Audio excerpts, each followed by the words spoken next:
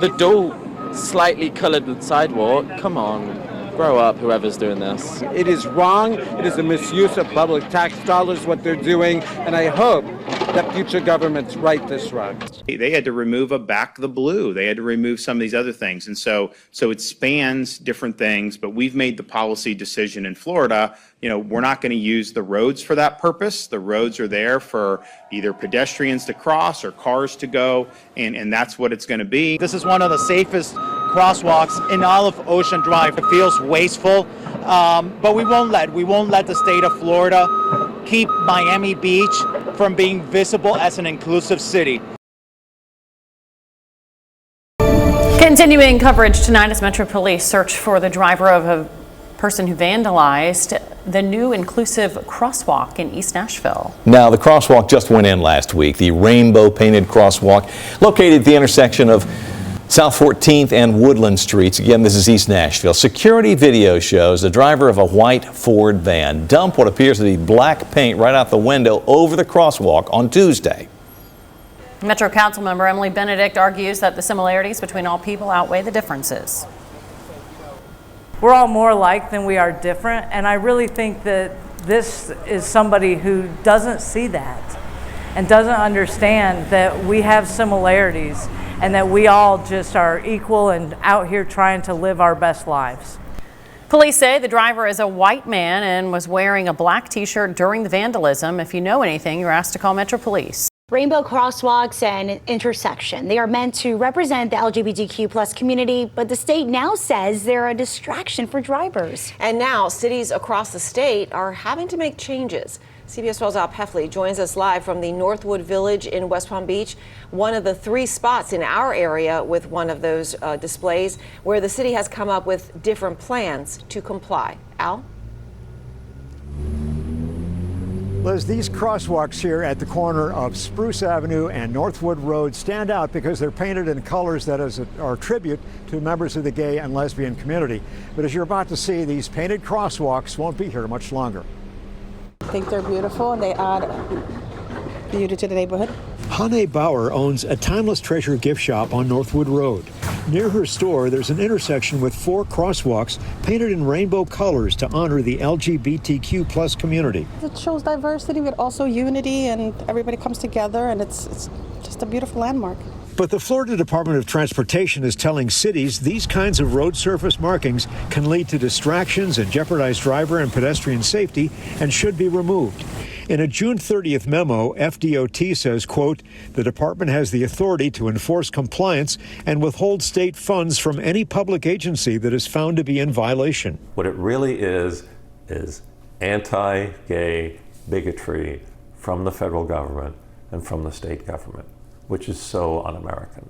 Rand Hock, the founder and president of the Palm Beach County Human Rights Council, says the state and federal government have no business telling cities to do this. The federal government and the state government just want to do whatever they can do to diminish and erase the queer community. That's not going to happen. We are here, we are queer, get used to it. In the past few years, 3 people have been arrested for defacing the intersection in Delray Beach with black tire marks by doing burnouts with their vehicles. This memo not only affects the rainbow-painted crosswalks in West Palm Beach, but also rainbow-painted intersections in Delray Beach and Boynton Beach. The city of Boynton Beach became the first to remove this week, covering theirs with black paint. The Northwood Village is taking a different approach. The city of West Palm Beach says it's taking the colored bricks that would have been used to refurbish its crosswalks to build a monument at Serenity Park nearby, remaining a tribute to the LGBTQ+ community. I am happy that they were able to find an alternative to using those bricks to, build the monument. Right now, the city has come up with something ideal. And Hawk says the city of Boynton Beach still plans to do something to honor members of the LGBTQ+ community. We're waiting to see what they have planned to do. We're also waiting to find out what the city of Delray Beach plans to do with its rainbow-painted intersection. We're waiting on a response from a city spokeswoman about that. Live in West Palm Beach, Al Peffley, CBS 12 News. Flags waving, cars honking. This was the scene Saturday morning at the Pride Crosswalks at Westheimer and Taft. It feels good, and then as you can hear, there's supporters who are driving by, so it feels like we are seen and we are welcome. Carrie Ann Morrison is president of Pride Houston 365 and organized the gathering. What message did you want to get across by gathering today? We're not going to stop. There is absolutely nothing that you can do to erase my pride, to erase my community pride. The gathering comes just days after Governor Greg Abbott directed transportation officials to ensure cities and counties remove what he calls political ideologies from roadways, citing federal and state safety standards. The order mirrors a federal letter from July urging governors to keep intersections and crosswalks free of political or artistic markings. Metro confirmed this intersection is currently the only location it's working on to comply. Morrison says these crosswalks represent far more than just paint on pavement. It means that you have a home. It means that you can find friendship. It means that we are visible. It means that we are seen. She's now hoping to rally support to keep their message alive. Jack Walensky feels the same, a 30-year Montrose resident and president of the Neartown Montrose Super Neighborhood. We first met Jack earlier this week. You're back here today. Tell me why it was important for you to partake in this gathering. It's nice to see our community out here. It's nice to see our community voicing what they want. This crossing is like a small part of what our community, but it's a symbol. It's a symbol of unity. And for resident Luke Carroll, who says he grew up in a conservative Texas town, the crosswalks represent something personal. The first time I saw this Pride crosswalk coming into Montrose, my very first time, I just started bawling because I figured out there were people who existed who were like me. Many here are telling me that's what it's all about, being seen and not backing down. We will fight, whether that is gatherings like this, the parade, or going to City Hall and making sure that our voices are heard, but we will never stop. Fight over a rainbow crosswalk in downtown Delray Beach is now over. The city was planning on taking the state to court after TxDOT crews sandblasted and painted over the mural earlier this week. But tonight, they reversed course, calling it a high-stakes move. CBS 12's Antoinette Delbel joins us from the intersection with the new developments. Annie? Well, it looks like this once colorful intersection will stay this way for now. Crews were just back out here a couple hours ago working on this site, but city leaders made it clear tonight they will not take this fight to court. But you didn't like that. So now you're talking about going to a lawsuit. Much like you didn't like our decision Tuesday, so we're back here. Thursday night's special meeting kicked off with some spirited debate. At the center of controversy, this once rainbow-colored intersection in the heart of downtown Delray Beach. Continuing, would not reverse the outcome. City commissioners met again to talk about their decision from Tuesday to challenge an order from the state to have it removed. But Mayor Tom Carney, a lawyer himself, says hiring outside counsel to fight what he calls a losing battle is a gamble with taxpayer money. Nobody thinks we can win. Nobody. This is reckless. It's a reckless disregard, by the way, of taxpayer money. I don't see it that way. I see us as taking the lead on something for our residents for a great offense that was done to us. Crews with the Florida Department of Transportation spent several hours on Wednesday sandblasting the intersection less than 24 hours after painting it black in the middle of the night. The city attorney believes a legal fight to repaint the rainbow crosswalk could cost upwards of $100,000. So just to throw money at a lawsuit because you feel good about it, I don't do that with taxpayer money. City leaders eventually voted to reverse its decision and drop plans for a legal battle to repaint the crosswalk.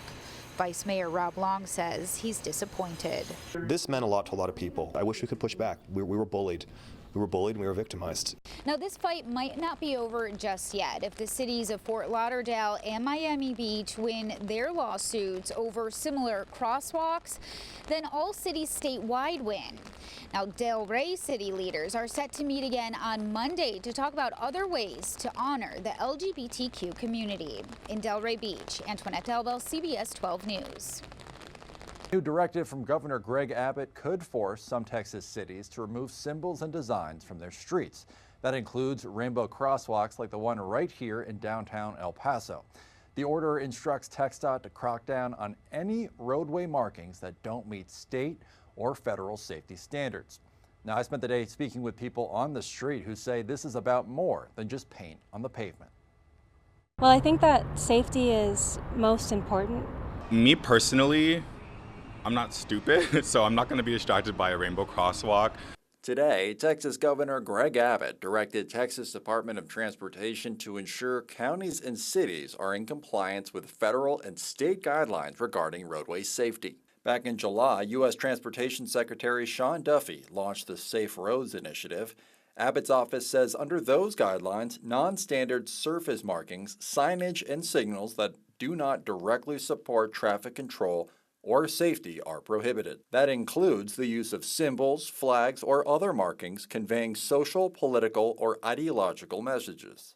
Abbott's office says any city that refuses to comply will face consequences, including the withholding or denial of state and federal road funding and suspension of agreements with TxDOT.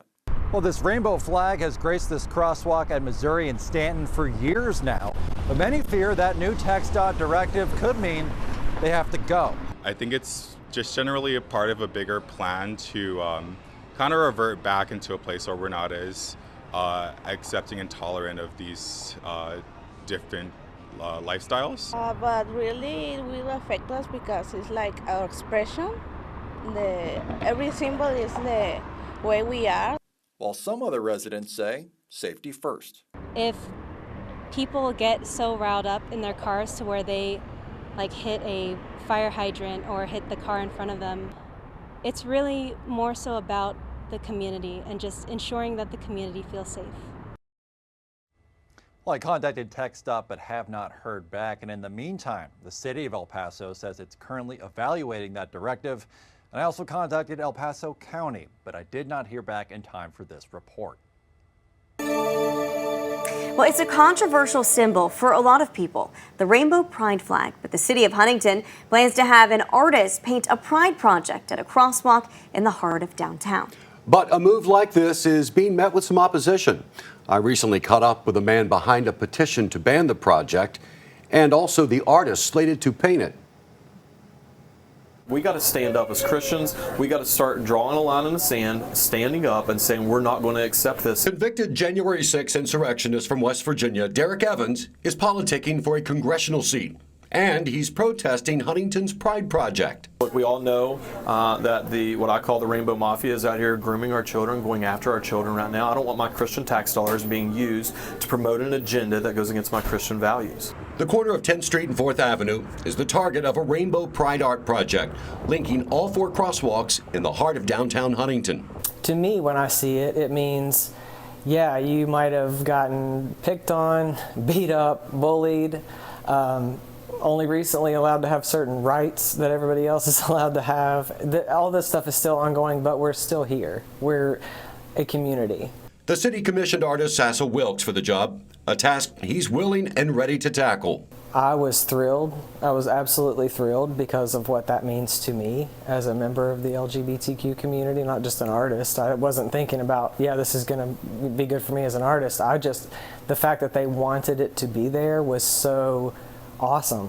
Evans' passion to ban the project runs deep. He's gathering a Facebook petition and plans to present it to council. Even though no tax dollars are being used to paint and maintain the project, only private donations. According to the city's website, any group or organization can apply for an art project.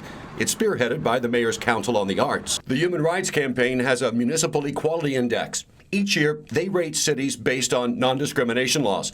The city as an employer, its services, law enforcement, and leadership on LGBTQ+ equality. Here's how the most populated cities in West Virginia scored. In 2023, both Huntington and Morgantown got a perfect score, followed by Charleston, Wheeling, then Parkersburg.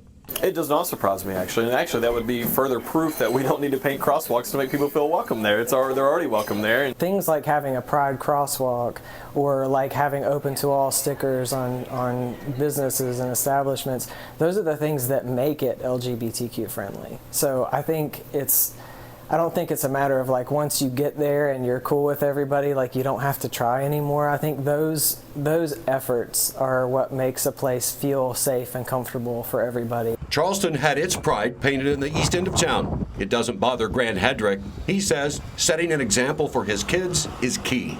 I think everyone should raise their children to be accepting of all culture, regardless of if they're gay or straight. And I think that the bigger problem would be to think negatively of someone just because of their beliefs. But the prideful paint job is set in stone, or in this case, asphalt. And strokes of the brush will begin this summer.